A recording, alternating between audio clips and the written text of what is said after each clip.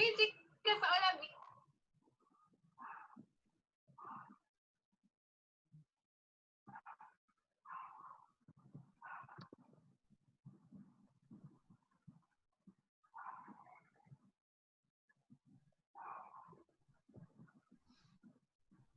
Con la ley de Gauss relacionada con el teorema de la divergencia o teorema de Gauss, establece que el flujo de ciertos campos a través de una superficie cerrada es proporcional a las fuentes.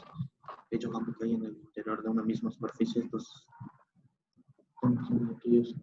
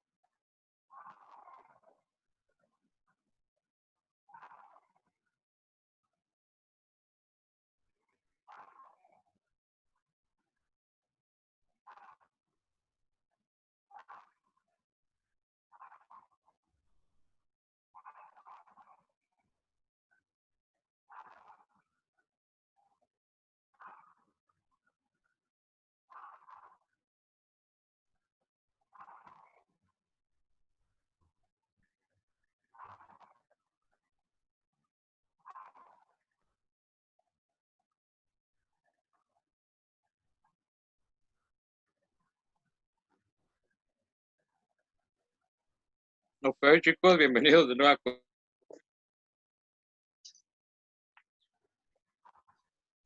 Ok, chicos, bienvenidos de nueva cuenta. Ya están cansados, ya se aburrieron. Ya nos falta poquito, ya nos quedan por ahí como 15 diapositivas. Vamos a tratar de ir un poquito más rápido, pero de manera que quede todo claro, ¿ok? Bueno, les decía de este gran científico, Michael Faraday. Si pueden buscar por ahí la serie Cosmos, de hecho está en el Facebook, pueden buscarlo, pueden teclear como Michael Faraday Cosmos. Y sí. La ley de Gauss es el teorema de la divergencia, ¿no? Sí, en este caso vamos a abordar algo diferente, pero sí, por ahí va. Ok. Bueno, sí, pueden pueden buscar entonces a este Michael Faraday para que vean su historia, muy inspiradora, bastante interesante también. Y bueno, vamos a continuar entonces. Ok, bueno, como ya dijimos, actualmente electricidad y magnetismo están relacionados de la mano, ¿verdad? ¿Por qué? Porque ya se descubrió y se comprobó matemáticamente que un campo eléctrico produce un campo magnético, ¿verdad? Y a su vez, un campo magnético genera un campo eléctrico. O sea, ambos se interactúan entre sí de manera inversa. Campo eléctrico produce campo magnético y campo magnético produce campo eléctrico, ¿verdad? A este fenómeno se le conoce como inducción electromagnética, ¿sí? Porque ambos se inducen entre sí electromagnéticamente. Y este es el principio por el cual se basa el funcionamiento de generadores y motores eléctricos, ¿verdad? Este principio, desde que se descubrió, es el que se sigue utilizando para generar motores y generadores de corriente eléctrica, ¿sí? Dentro de esta teoría electromagnética existen dos leyes que describen el comportamiento de estos fenómenos, ¿sí? La ley de Ampère y la ley de Faraday, ¿sí? Esto que vemos ahí en la imagen, pues es un generador eléctrico, ¿verdad? Es una bobina de un carro y es un alternador, ¿sí? Vamos a analizar entonces un poquito la ley de Ampère, ¿sí? Este que vemos aquí es André Marie Ampère, ¿sí? Este pues ya no era alemán, pero sí hizo grandes aportaciones también. Entonces, la ley de Ampère nos sirve para analizar la relación que existe entre la magnitud del campo eléctrico y la intensidad de la corriente que lo genera. O sea, la ley de Ampère nos va a servir para describir qué tan grande es el campo eléctrico de una corriente eléctrica, ¿sí? La corriente eléctrica genera un campo magnético, perdón. Entonces, la ley de Ampère nos sirve para eso, para descubrir, de acuerdo a la intensidad de corriente, de qué tamaño es el campo magnético que ésta genera, ¿sí? La idea básica de esta ley se refiere a que el campo magnético tiene la potencialidad de generar un movimiento de cargas eléctricas, ¿sí? O sea que este campo, mientras más grande sea, más cargas eléctricas va a mover, ¿verdad? Esta ley es un poco compleja, de hecho es bastante compleja, pero podemos simplificarla, porque ya hablar de esta ley estaríamos metiendo ya un poquito de cálculo vectorial, y el cálculo vectorial pues ya implica, tiene otras implicaciones, pero podemos describirla de manera más sencilla, sí es posible simplificarla, y simplificarla en esta fórmula general, ¿sí? Que vemos aquí. Si nos damos cuenta de esta fórmula general, ya se ve ahí un poquito el trabajo de los vectores, ¿verdad? En esta ecuación, esta B, es la magnitud del campo magnético. Es decir, B es qué tan grande es este campo magnético. Y de acuerdo, ¿sí? Entonces, esta B va a ser igual a este símbolo, ¿sí? Que es muy parecido al símbolo que vimos en los millicoulombs, ¿se acuerdan? Pero este símbolo se llama permeabilidad magnética, ¿sí? Es la permeabilidad magnética del vacío. Recuerden que este término también ya lo hemos trabajado, ¿verdad? La permeabilidad eléctrica, ¿sí? ¿Se acuerdan que trabajamos con diferentes tablas y diferentes elementos que permitían la conducción de electricidad a través de ellos? ¿Sí? En este caso se llama permeabilidad magnética. Y es la permeabilidad magnética que existe en el vacío, ¿sí? Esto también es una constante física, o sea, este símbolo, este número que vemos aquí, es un valor constante como pi, como el número de Euler, como la constante de Joule, ¿sí? Y este número equivale a 4 veces pi multiplicado por 10 elevado a la menos 7 Tesla por metro ampere, ¿sí? Bastante ahí complejo. Y también estamos utilizando una unidad de medida que no hemos visto, que es el Tesla, ¿sí? Tampoco lo vamos a ver, no se preocupen, ya el libro ya no cubre esa parte. La I es la intensidad de corriente, ¿verdad? Esta I, pues ya la conocemos ya muy bien de la intensidad de corriente. La R, esta R que vemos aquí, es la distancia que existe entre el alambre y el punto más alejado del campo magnético. Es decir, esta R es la distancia que existe entre un punto determinado del campo magnético y la distancia del alambre. Es decir, por un alambre circula una corriente, esta corriente genera un campo magnético, que el tamaño va a depender de qué cantidad de corriente esté circulando por este alambre, ¿sí? A grosso modo, eso es lo que nos describe la ley de Ampère. Aquí lo vemos en este esquema, ¿verdad? Este que tenemos aquí. Este tubito azul es el alambre conductor. Esta flecha que va hacia arriba es la intensidad de corriente que circula a través de este alambre conductor. Esto que vemos aquí es el campo magnético que genera la corriente que fluye a través de este conductor. Y la R es la distancia que existe entre el punto donde se quiere calcular el campo magnético y qué tan alejado está del cable o del conductor. A grosso modo es lo que nos describe la ley de Ampère. No vamos a entrar en detalles, ¿sí? Solo es que ustedes conozcan qué es lo que nos dice esta ley, ¿verdad? Ok, esta ley es muy importante porque nos ayuda a describir el funcionamiento de elementos muy utilizados en aparatos eléctricos, y uno de los más famosos es el selenoide, ¿verdad? Todos hemos oído hablar de un selenoide, ¿sí? Que no es más o es muy parecido a una bobina. Si se acuerdan de la bobina que vimos anteriormente, aquí está, ¿verdad? Pero tiene otra aplicación, ¿sí? Es un carrete de alambre que se enrolla a través de un carrete cilíndrico y debe estar muy apretado, debe ser más largo, ¿sí? Se calcula en función del diámetro exterior y del diámetro interior de donde se enrolla. Por lo general, los selenoides tienen esta forma de donita, ¿verdad? Esta una forma de dona. Geométricamente, esa forma de dona se llama toro de revolución, ¿sí? Pero vamos a llamarle dona, ¿ok?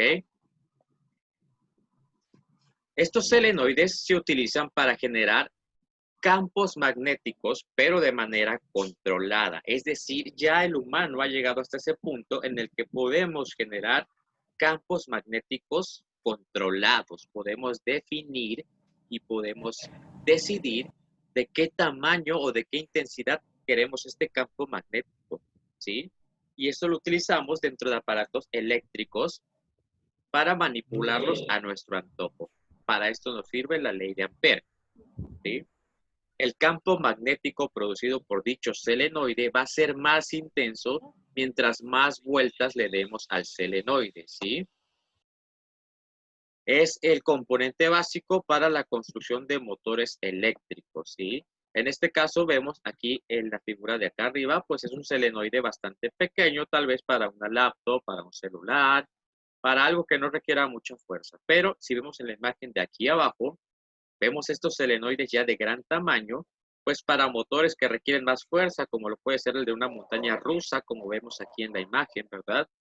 Estos motores, estos selenoides requieren pues muchísimas vueltas para que ese campo magnético pueda ser lo suficientemente fuerte para lo que se requiere, ¿sí? Entonces, la ley de Ampère estudia el campo magnético producido por una corriente eléctrica, ¿sí? Esto es lo que estudia la ley de Ampère, el campo magnético producido por una corriente eléctrica. ¿Ok? Vamos entonces a hablar de la ley de Faraday. ¿Sí? Antes de entrar directamente, ok, ¿me escuchan bien o me escuchan entrecortado?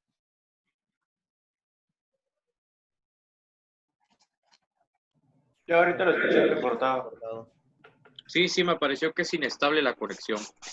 Bueno, ¿dónde nos quedamos para que podamos retomar? ¿Me entendieron bien sobre la ley de Ampère?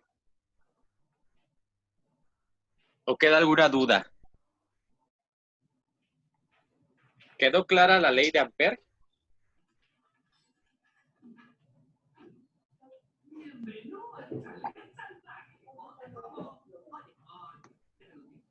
Ok, perfecto.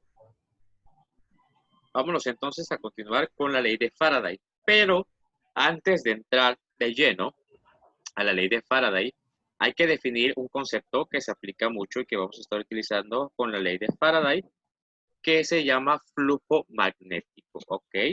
Creo que es muy fácil de entender. ¿Qué es el flujo magnético? Bueno, sabemos que es un flujo y sabemos a qué nos referimos cuando estamos hablando de magnetismo, ¿verdad?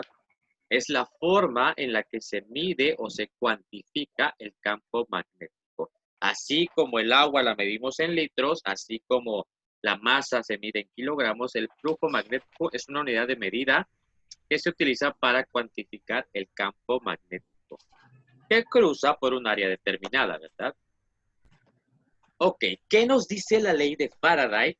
Tal cual, ¿qué nos dice a grosso modo? Nos dice que el cambio del flujo magnético, es decir, el cambio de la corriente que viene o que va, puede inducir un voltaje, ¿sí? Si la cantidad de campo magnético que cruza por una superficie cambia, se producirá voltaje, ¿sí? O diferencia de potencial. Y además, este voltaje inducido en un circuito va a ser proporcional a la rapidez con que cambia de tiempo el flujo magnético, ¿verdad? ¿Qué quiere decir esto realmente? Quiere decir, vamos a ver un ejemplo por aquí. ¿Está?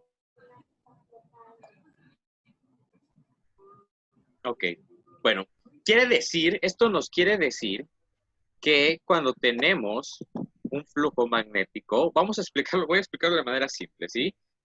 Cuando yo estaba en secundaria, me parece, hice un experimento.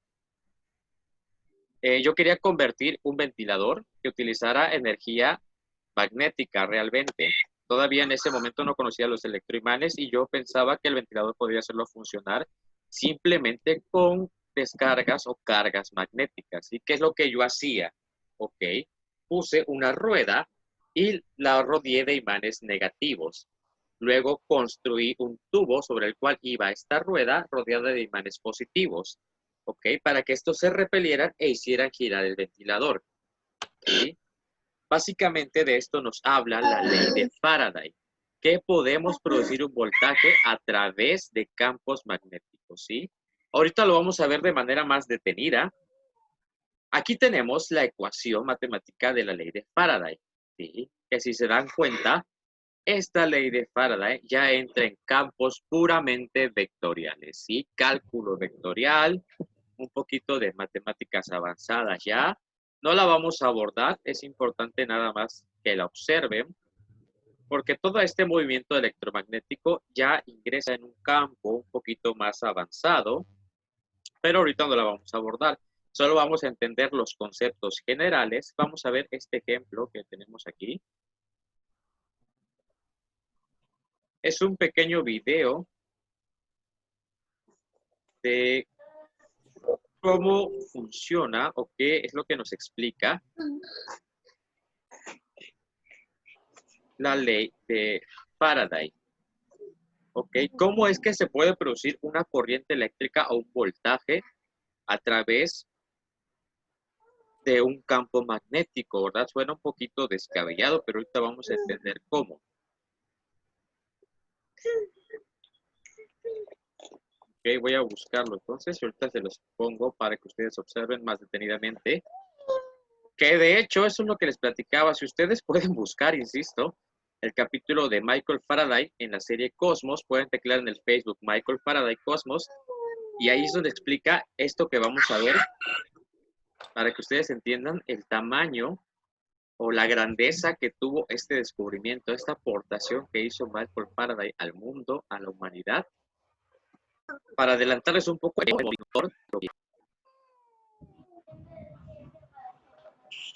ok, está cargando el video. Esperen tantito, ya lo ponemos.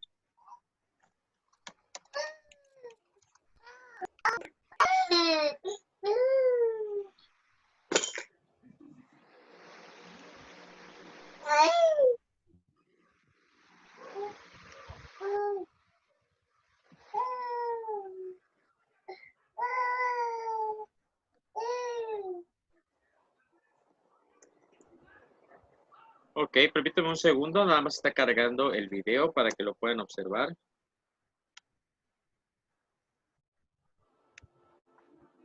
Lo tenía preparado por aquí, pero ya el enlace no me aparece, así que lo estoy poniendo ya de manera directa.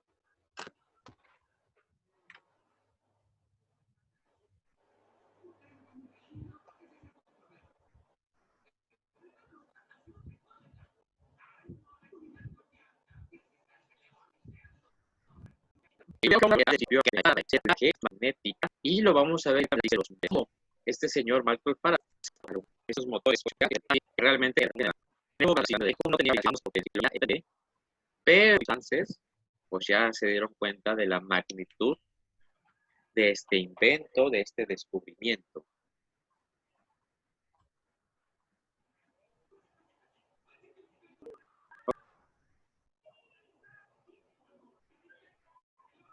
Pueden observar la pantalla que estoy compartiendo.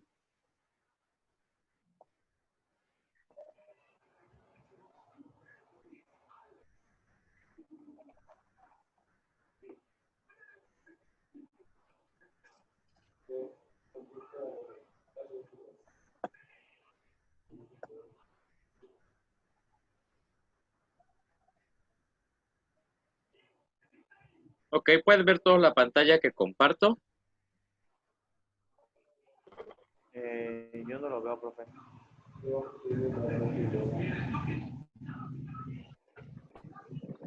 Ok, la pueden ver, está cargando todavía. Ahora sí. Sí, ya la ven, la pueden ver todos. Si alguien no la ve, notifícamelo en el chat, por favor.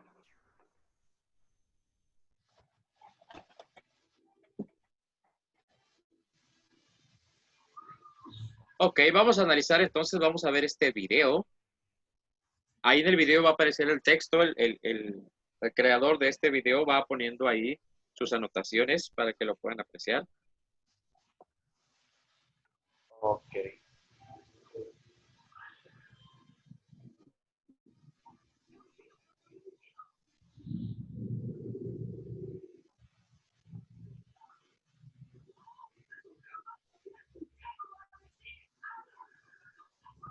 Ok, lo que tenemos ahí es un proyecto. Eso que estamos viendo son los cables. Ay, ya se atoró. Ok, vamos a tratar de adelantarlo para que veamos la parte interesante nada más.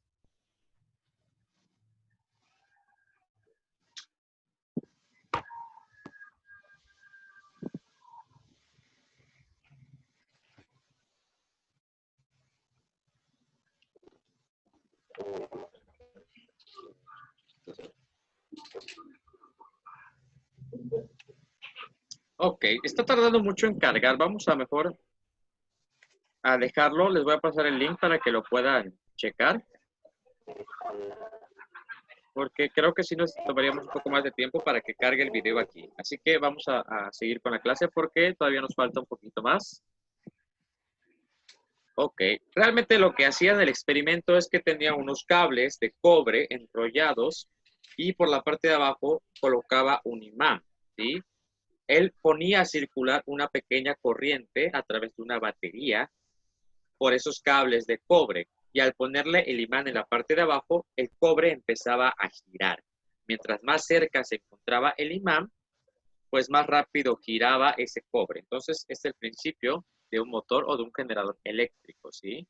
Les voy a pasar el video para que lo puedan ver y lo entiendan mejor. Bueno, vamos a ver, ahora vamos a hablar sobre luz y otras ondas, ¿verdad? ¿Sí? Entonces, aquí tenemos a otro grande de la ciencia, ¿sí? James Maxwell, ¿verdad? ¿Sí? Él predice la existencia de ondas electromagnéticas y él perfecciona los estudios de Michael Faraday, ¿sí?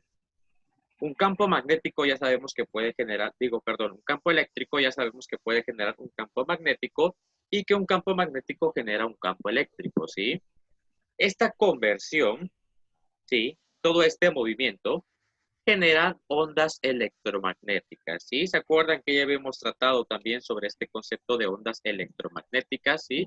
Estas ondas viajan por todo el espacio y se van autoinduciendo unas a otras, ¿sí? Una de las expresiones más grandes y la más conocida de la inducción electromagnética es la luz.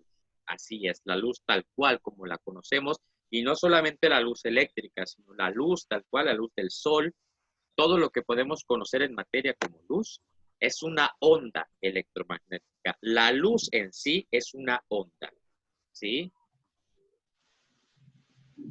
La luz nos permite ver a nuestro entorno, ¿sí? Es un tipo particular de onda electromagnética en la que el campo eléctrico y el magnetismo intervienen, ¿sí? Es una respuesta a estos dos, ¿ok? Ya habíamos hablado del espectro electromagnético, ¿verdad? De que estas ondas electromagnéticas tienen diferente amplitud y frecuencia, ¿verdad? Aquí, como vemos, tenemos por ahí las ondas de radio, las microondas, las ondas infrarrojos, la luz visible, la luz ultravioleta, los rayos X y los rayos gamma, ¿verdad? De todas estas ondas, las únicas que penetran en la atmósfera terrestre son las ondas de radio y las ondas visibles, es decir, la luz. Las microondas, las ultravioletas, rayos X, rayos gamma, no penetran en la atmósfera, podrían ser letales para nosotros.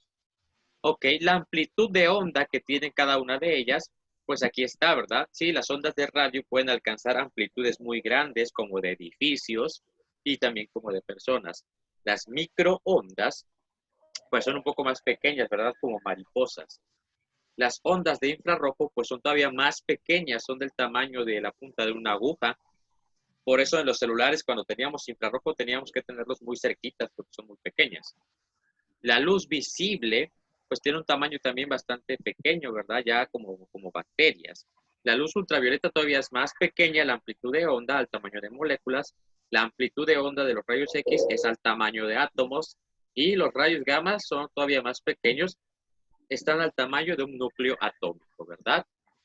Y cada una de estas ondas tiene diferente frecuencia y también pueden alcanzar diferentes temperaturas, ¿verdad? Vemos que las ondas de radio, las microondas, tienen aproximadamente un Kelvin, o sea, menos 272 grados centígrados. Luego las ondas de infrarrojo pueden alcanzar por ahí los menos 173 grados centígrados. Las ondas visibles o la luz del sol, lo que nosotros vemos, alcanza por ahí una temperatura de 9.727 grados centígrados. Y los rayos ultravioleta, rayos gamma, rayos X alcanzan una temperatura de menos 10 millones. ¿Sí? Ok. Recuerden que todo lo que nosotros percibimos como materia se encuentra en menos del 1% de todo este espectro electromagnético. Es decir, pues cuando ustedes crean haberlo visto todo, recuerden que solo estamos viendo el 1% de todo el espectro electromagnético. ¿Sí? Y con esto concluimos la unidad 2. ¿Están cansados? ¿Ya se fastidiaron? Porque todavía nos queda la unidad 3. Pero la vamos a resumir, pues, bastante, ¿verdad? Para no seguir, pues, con esto, ya para alargarlo más. Ya nos hemos aquí 2 horas casi estuvimos aquí. Vamos a por un ratito más. Ok, la sección 3, la unidad 3 nos habla sobre la ley de los gases, ¿sí? Es un poquito para retomar también la primera unidad. ¿Se acuerdan que en la primera unidad también estuvimos viendo gases y estuvimos viendo también otras formas en las que se representa la materia? ¿Sí? Ok, la sección 1 nos va a hablar sobre el viento, ¿sí? Y una aplicación que se le da al viento, pues es la energía eólica, ¿verdad? Que es una forma de energía bastante limpia y que tiene aplicaciones, pues, muy interesantes, ¿verdad? ¿Sí? La energía eólica se obtiene a partir del viento y se utiliza desde hace muchos años. Los seres humanos la han aprovechado para hacer funcionar máquinas como graneros para extraer agua o para moler granos, ¿verdad? ¿Sí? Para aprovechar esta energía, los molinos de viento cuentan con aspas, que todos sabemos que son las aspas, ¿verdad? Son estas cosas gigantes que vemos aquí, que giran por la acción del viento, ¿verdad? Como un ventilador cuando gira y nos da aire, pero estas aspas giran por acción del viento, ¿sí?